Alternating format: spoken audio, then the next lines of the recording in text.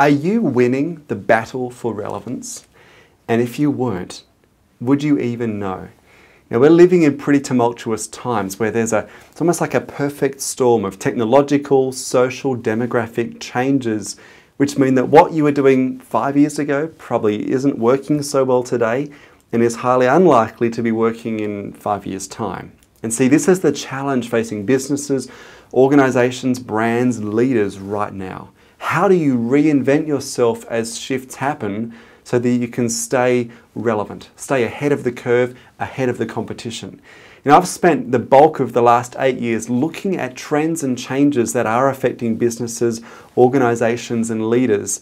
And I'm in this session, Winning the Battle for Relevance. A key part of my focus is to really drill down and look at some of the trends and shifts that are going to affect our organizations and leaders in the years to come. And so depending on the audience I'm speaking to, I'll look at specific trends that will shape the coming few years and what the implications of those may be. Because the reality is, like a good surfer, if you're going to catch a wave, you've got to paddle out while the wave is still forming on the horizon. In that same way, as an organization or a brand or a business, how do you start preparing now for the shifts and the trends that are going to affect you in a couple of years' time? But you know, this session isn't just about understanding trends and changes and challenges. It's really focused on solutions.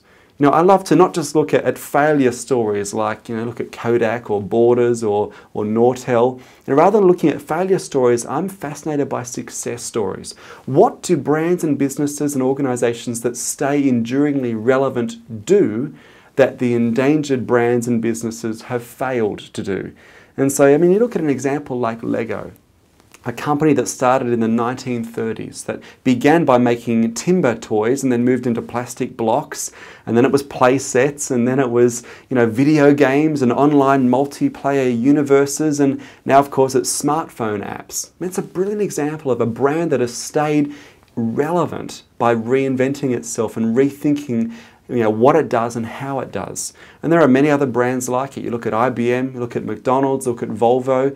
And in this session, what I'm aiming to do at every point is make sure the audience members leave with a clear action plan for responding to and anticipating change and staying ahead of the curve. Now, as Charles Darwin once said, it is not the strongest that survive, nor is it the most intelligent. It is those most responsive to change.